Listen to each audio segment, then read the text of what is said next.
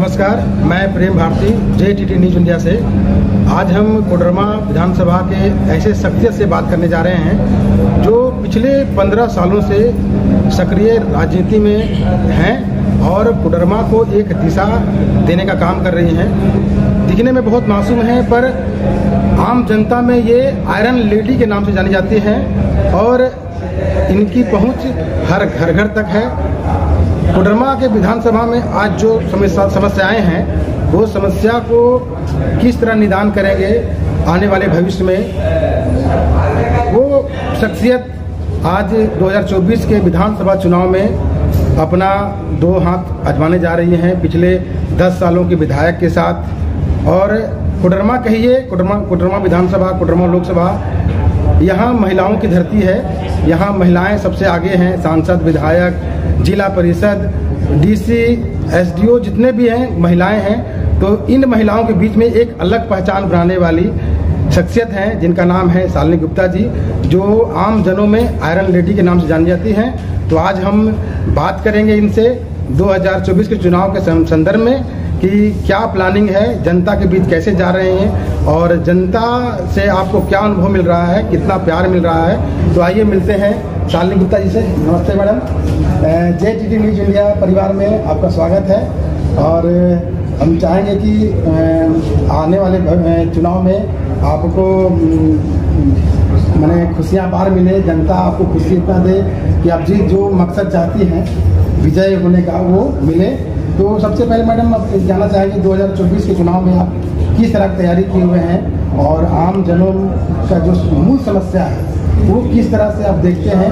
पिछले 15 साल से आप सक्रिय राजनीति में हैं और एक छोटा सा मुखिया से चुनाव से लेकर जिला परिषद रह चुकी हैं और जिला परिषद अध्यक्ष रह चुकी हैं और आज विधानसभा चुनाव पिछले टर्म में आपने बहुत अच्छा परफॉर्म किया था और कुछ कसर रह जाने के कारण आप विधायक नहीं बन पाए।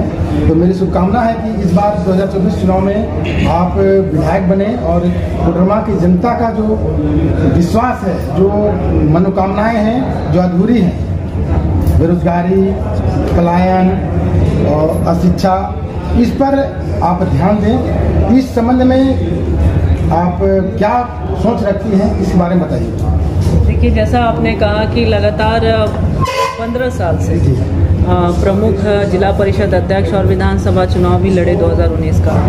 क्षेत्र ने काफ़ी लाड प्यार दिया है, काफ़ी सहयोग दिया है, बहुत सारा आशीर्वाद दिया है। सभी माताओं बहनों का आशीर्वाद, हमारे बड़े बुजुर्गों का आशीर्वाद, नौजवानों का जोश और उत्साह मेरे साथ रहा है। तो मैं इस कोडरमा परिवार की हमेशा से ऋणी हूँ और आगे भी ऋणी रहूँगी, क्योंकि एक कोडरमा एक ऐसी जगह है जहाँ पर नाम तो बड़ा है लेकिन यहाँ पर कोई सुविधा नहीं है। तो जब क्षेत्र ने इतना लाड प्यार दिया और जब यहाँ के लोगों का त्रासदी देखा, यहाँ का दुर्गति देखा या क्षेत्र की जो दुर्दशा देखी, तो हमने सबसे पहले इनके सुख दुख, मतलब आपने कहा कि खुशियाँ मिले आपको अपार, मेरी खुशियाँ इनसे जुड़ी हुई हैं। इन्हें सुविधा मिले, ये खुशहाल रहें, ये समृद्ध रहें, तभी मेरी खुशी है।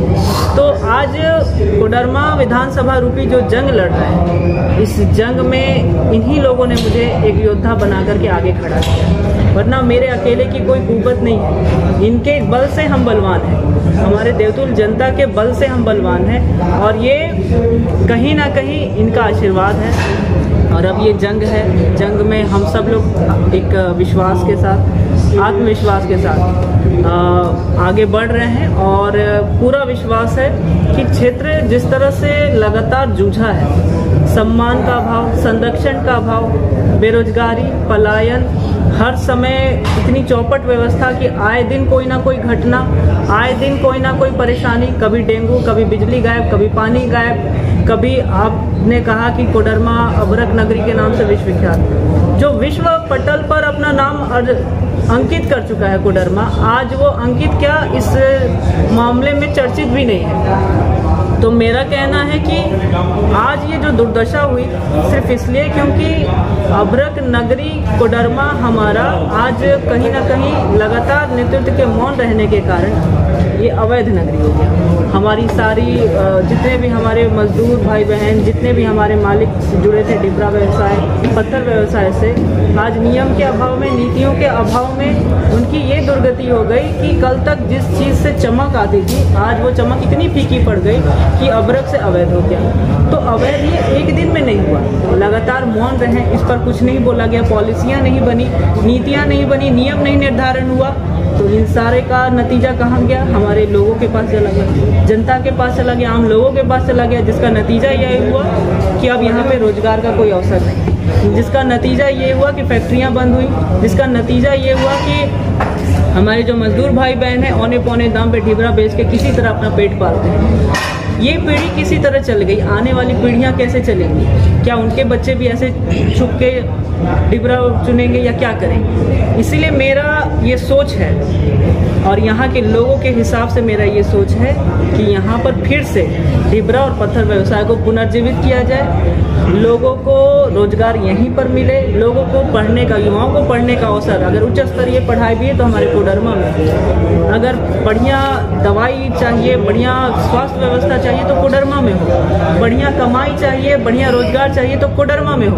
हम लोगों को घर द्वार, बाल बच्चा, परिवार छोड़ करके बाहर ना जाना पड़े, ये मेरी सोच है। वर्तमान विधायक कह रही हैं कि जब मैं शिक्षा मंत्री थी तो कोडरमा को शिक्षा का हब बना दिया, उस स्थिति को आप कहाँ तक सत्य मानती हैं?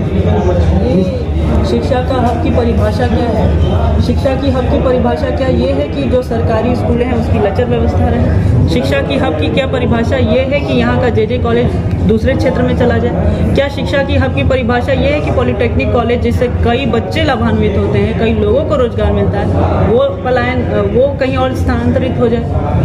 शिक्षा का हक किसे कहते हैं? ये तो लोगों को भ्रम में डालने वाली बात है। हमारे दावे करने से कुछ नहीं होता है, काम करने से होता है। ये काम बोलता है, लोगों को फिर बोलने की जरूरत नहीं पड़ती है, काम बोलता है, नेतृत्व को बोलने की जरूरत नहीं पड़ती। तो जब काम ही नहीं बोल सका तो नेतृत्व को बोलना पड़ रहा है, नेतृत्व कुछ भी बोल रहे हैं। अभी 2024 चुनाव आ गया है, आपने नामांकन पत्र भी खरीद लिया है और 24 को, जहाँ तक मुझे जानकारी है, 24 तारीख को आप नॉमिनेशन भी करने जा रहे हैं। जनता से क्या अपील करना चाह रहे हैं? जनता नहीं, कोडरमा परिवार से निवेदन करना चाहेंगे, जिसमें आप भी शामिल हैं, आप सभी शामिल हैं।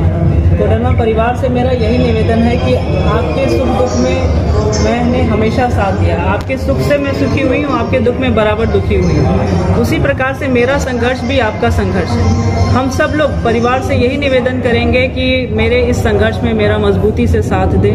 24 अक्टूबर को हमारा नामांकन यानी कि हम सब का नामांकन है, ये उनका नामांकन है जो कोडरमा को समृद्धि, खुशहाली और विकास रूपी पहचान देना चाहते हैं। तो जो लोग कोडरमा को आगे एक सही नेतृत्व देना चाहते हैं, परिवर्तन करना चाहते हैं, तो इस मुहिम में मजबूती से खुद भी जुड़े, लोगों को भी प्रेरित करें और 13 नवंबर को लोकतांत्रिक जो शक्ति है आम जनमानस के पास, उसका शक्ति प्रदर्शन का दिन है कि हमारा कोडरमा किस दिशा में जाएगा, ये 13 नवंबर को तय होगा। तो कई सालों की दुर्गति, दुर्दशा, बेबसी झेलने के बाद आज ये अवसर मिला है कि जब पूरे क्षेत्र को एक दिशा मिलने जा रही है, ये सबसे बड़ी शक्ति आम जनमानस के पास है। तो मेरा उनसे यही निवेदन है कि इस मुहिम में जुड़े और लोगों को प्रेरित करें। मैडम, भगवान करे कि आप विधानसभा जीत जाए, जो विधानसभा आप निर्दलीय लड़ रही हैं, तो आप यूपीए में जाना पसंद करेंगे कि एनडीए में जाना पसंद करेंगे? क्योंकि आप तो स्वतंत्र कैंडिडेट हैं, आप अकेले सरकार चला नहीं सकती हैं, तो एनडीए से जुड़ के काम करना चाहेंगी या यूपीए से जुड़ के काम करना चाहेंगे? देखिए, एनडीए या यूपीए ये ऐसी चीज़ें, देखिए मेरा तो सबसे पहला ये है कि यहाँ के लोगों को सुख सुविधा मिले। यहाँ के लोगों को मेरा कभी भी कुछ अपना रहा ही नहीं, ना मेरी रणनीति अपनी रही है, ना मेरी आने वाली जो जीत भी होगी अगर ईश्वर के आशीर्वाद से, तो वो भी मेरी अपनी नहीं होगी, ये यहाँ के लोगों को समर्पित होगा। तो आगे का जब मैंने अपनी एक दिन की भी दिशा खुद से तय नहीं की है, तो आने वाली जो दिशा है वो भी आम जनमानस ही तय करेंगे, मेरा इसमें कहीं कोई अधिकार नहीं है। अभी हम बात कर रहे थे कोडरमा के आयरन लेडी कहने जाने वाली शालिनी गुप्ता जी से। इनका ये सोच है कि कोडरमा बहुत पिछड़ा हो गया है, कारण कि अबरक को ढिबरा को एक समय वैध था, अब वो अवैध हो गया है। यहाँ के नेता प्रशासन के कारण, यहाँ के सरकार के कारण, जिससे लाखों घर का रोजगार चलता था, आज वो अवैध काम हो गया है और अवैध नाम से ही जाना जाता है। अखबारों में अगर छपता है तो अवैध ढिबरा, अवैध अबरक नाम से छपता है। तो इसको लीगल करवाना, शिक्षा के क्षेत्र में या बेरोजगारी के क्षेत्र में जो पलायन हो जा रहा है, अगर यही खुद ढिबरा हो, क्रेशर हो, अगर लीगल हो जाए तो लोगों को बाहर काम करने नहीं जाना पड़े, ये वो काम करने की कोशिश करेंगी। तो मैं प्रेम भारती, सुधीर पांडे कैमरामैन के साथ JTT न्यूज़ इंडिया।